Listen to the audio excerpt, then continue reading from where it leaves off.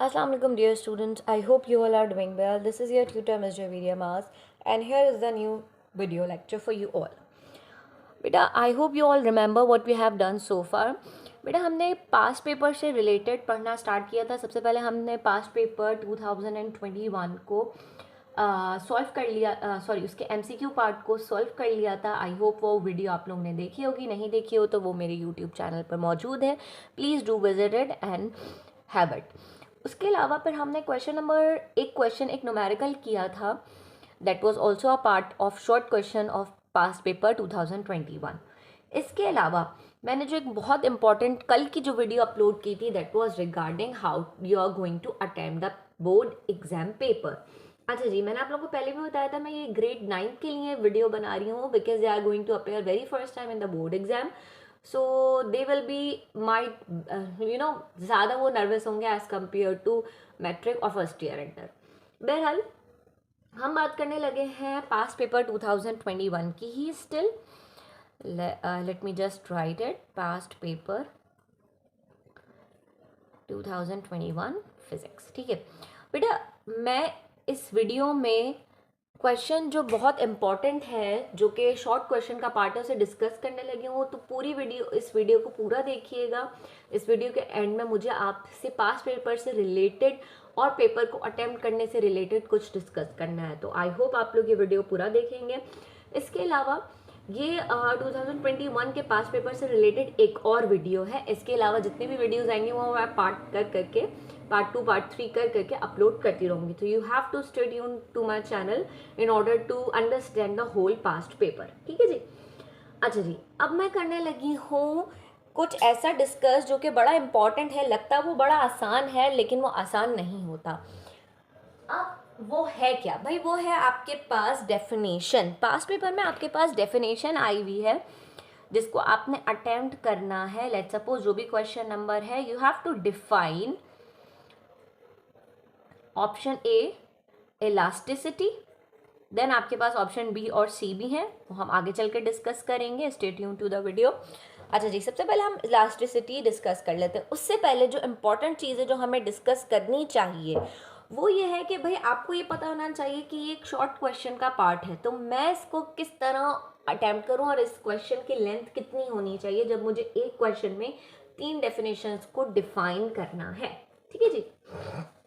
अब देख लेते हैं इलास्टिसिटी सबसे पहले क्या होती है. बेटा इस टाइप के क्वेश्चंस में आपने शॉर्ट क्वेश्चंस के पार्ट में जब भी आपके पास डेफिनेशंस आएंगे आप टू द पॉइंट आंसर देंगे. बहुत ज़्यादा एग्जेजरेट नहीं करेंगे. जितना पूछा उतना जवाब देंगे बिकॉज ये क्वेश्चन शॉर्ट क्वेश्चन का पार्ट है, ये क्वेश्चन लॉन्ग का पार्ट नहीं है. अच्छा जी, समझ लेते हैं इलास्टिसिटी क्या है. इलास्टिसिटी बेसिकली आपके पास ability of an object to gain its original shape. I hope ये डेफिनेशन आप लोगों को क्लियर लिखी हुई नज़र आ रही होगी. यस ओके जी. अब आपके पास इस डेफिनेशन का मतलब क्या है बेटा? किसी भी ऑब्जेक्ट की एबिलिटी कि वो अपनी ओरिजिनल शेप को रीगेन कर ले. इसका क्या मतलब है? इसकी एक एग्जाम्पल जो रियल लाइफ एग्जाम्पल है वो है आपके पास रबर बैंड की. बेटा जब आप रबर बैंड को यूज़ करते हैं या बेसिकली आप रबर बैंड को स्ट्रेच करते हैं तो होता क्या है आपके पास? वही होता ये है कि रबर बैंड एक हद तक स्ट्रेच होता है. जब आप उसे स्ट्रेच कर रहे हैं with the help of force of your hand, एक पॉइंट ऐसा आता है कि आप उसे कंटिन्यूसली स्ट्रेच ज़रूर कर रहे हैं बट वो टूट जाता है, ब्रेक हो जाता है. और एक ऐसा पॉइंट होता है कि जब आप रबर बैंड को कंटिन्यूसली स्ट्रेच कर रहे हैं तो जैसे ही आप रबर बैंड पे फोर्स अप्लाई करना बंद करते हैं तो वापस अपनी ओरिजिनल शेप में चला जाता है. जब आप कंटिन्यूसली आप रबर बैंड पे फोर्स अप्लाई कर रहे हैं अपने हाथों की हेल्प से, जैसे ही आप उससे रिलीज करते हैं वो अपनी शेप को गेन कर लेता है. वो एबिलिटी ऑब्जेक्ट की कहलाती है इलास्टिसिटी.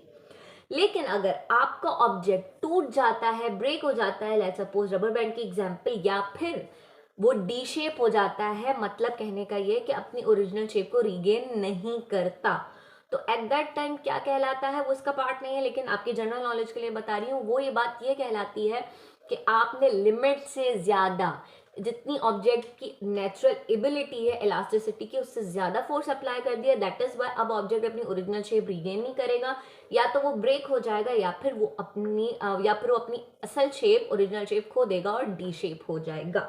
ठीक है जी, आई होप आपको ये क्लियर हुई होगी। अब हम मूव कर रहे हैं सेकेंड डेफिनेशन पर, जो कि आपके पास है centripetal force.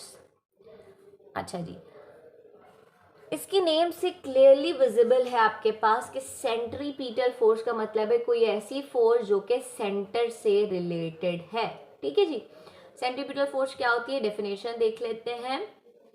The net force इसलिए कह रही हूँ टोटल फोर्स, किस लिए ये आगे चल के वीडियो में एक्सप्लेन करूंगी।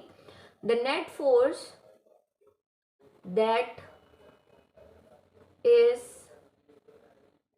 Responsible to make an object to move in a circular path। अच्छा जी, इसकी एग्जाम्पल क्या है, सबसे पहले इसको मैं आपको एक्सप्लेन कर देती हूँ। The net force that is responsible to make an object to move in a circular path. बेटा इस डेफिनेशन का मतलब यह है कि ये एक ऐसी फोर्स है जो कि रिस्पॉन्सिबल होती है या अलाउ करती है ऑब्जेक्ट को कि वो सर्कुलर पाथ में अपना मोशन कंटिन्यू करे। अच्छा जी, इसकी एग्जाम्पल ले लेते हैं, stone that is attached with a rope. ठीक है जी, ये आपका स्टोन हो गया, दूसरा ये आपके पास रोप हो गई। लेट्स सपोज ये रोप किसी ने अपने हैंड से पकड़ी हुई है और वो इस रोप को कंटिन्यूअसली रिवॉल्व करवा रहा है with the help of force. अब यहाँ पे बहुत सारी फोर्सेस इन्वॉल्व है। मैंने आपसे प्रॉमिस किया था कि मैं बताऊंगी नेट फोर्स क्यों कह रही हूँ डेफिनेशन में। नेट फोर्स का मकसद ये है कि जब भी बेटा आप किसी ऑब्जेक्ट को रिवॉल्व कर रहे होते हो तो बेसिकली होता क्या है, बहुत सारी फोर्सेस इन्वॉल्व है। सबसे पहले तो ये है कि आपके पास रोप है तो इसकी फोर्स इन्वॉल्व है जो कि है टेंशन। ठीक है, दूसरा एयर रेजिस्टेंस, एयर फ्रिक्शन, एक और ये फोर्स इन्वॉल्व है। तीसरा, जब आप अपने हाथ की मदद से इसको सर्कुलर घुमा रहे हो तो ये भी एक फोर्स है। ठीक है जी, लेकिन ये जितनी भी फोर्सेस हैं अगर ये अपने आप को बैलेंस कर रही हैं, इनका जो नेट रिजल्ट आ रहा है वो कहलाता है सेंट्रीपिटल फोर्स।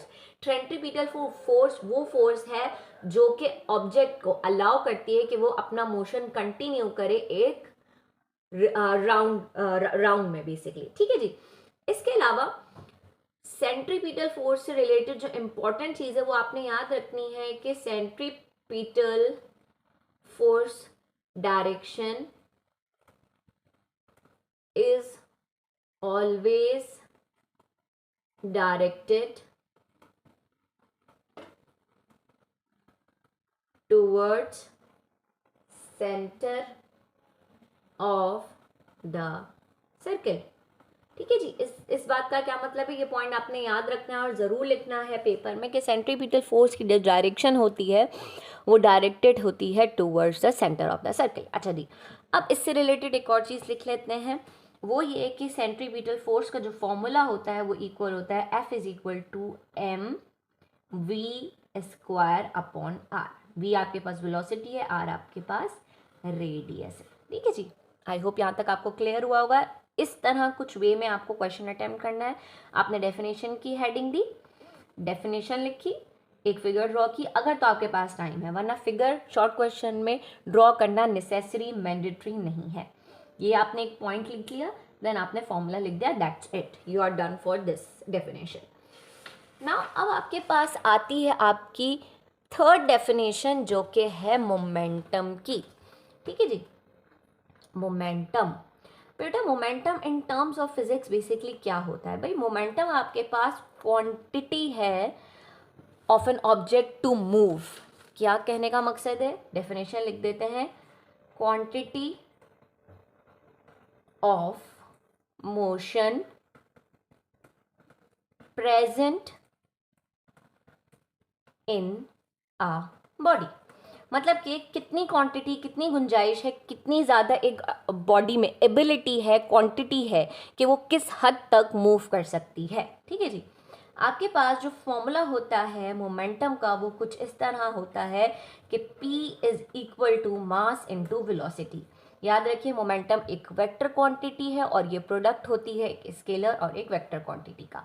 इस पे मैं इंशाल्लाह एक और अलग से वीडियो अपलोड करूँगी आप सब के लिए, जिसमें मैं बहुत सारी चीज़ें डिस्कस करने लगी हूँ, जिसमें मैं बताऊंगी कि स्केलर क्वांटिटीज़ वेक्टर क्वांटिटीज़ कौन कौन सी होती हैं, उनमें डिफरेंस क्या होता है, कौन सी स्केलर क्वांटिटी किसका प्रोडक्ट होती है, लाइक उसका फॉर्मूला क्या है, इनके डायमेंशंस क्या है, इनके एसआई यूनिट्स क्या हैं, ये सारी चीज़ों पे मैं डिटेल्ड वीडियो बनाने वाली हूँ।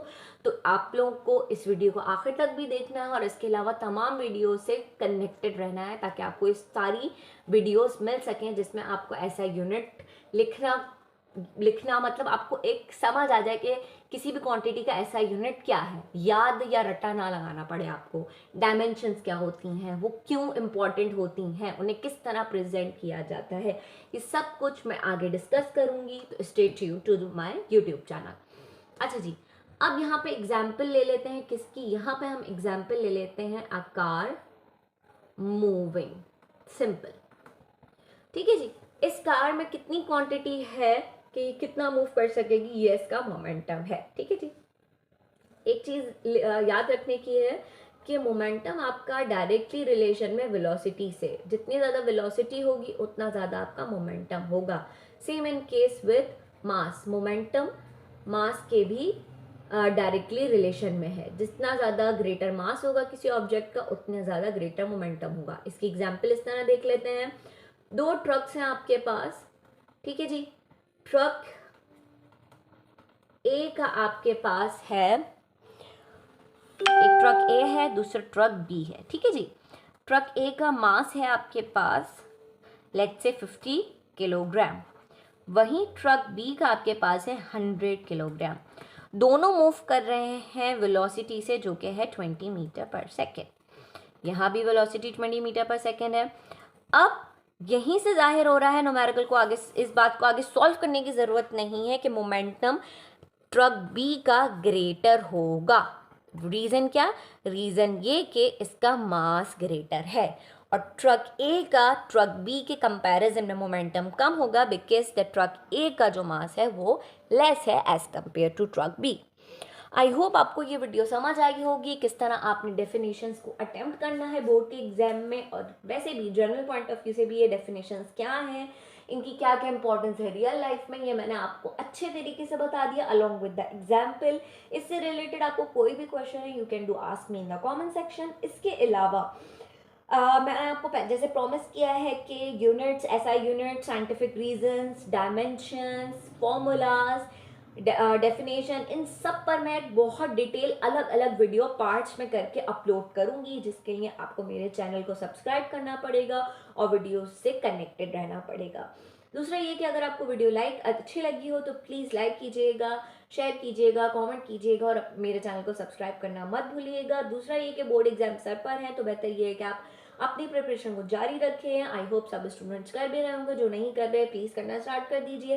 दूसरा, आपको मेरे चैनल की मदद से आई होप हेल्प हो रही होगी। इसके अलावा और आगे अगर आपको हेल्प चाहिए आप मुझे बता सकते हो। Please please please do right your comments in the comment section. इसके अलावा प्लीज़ चैनल को सब्सक्राइब करें, अपने फ्रेंड्स के साथ शेयर करें ताकि उनके लिए भी फिजिक्स ईजी हो जाए। अल्लाह हाफिज़, टिल द नेक्स्ट वीडियो।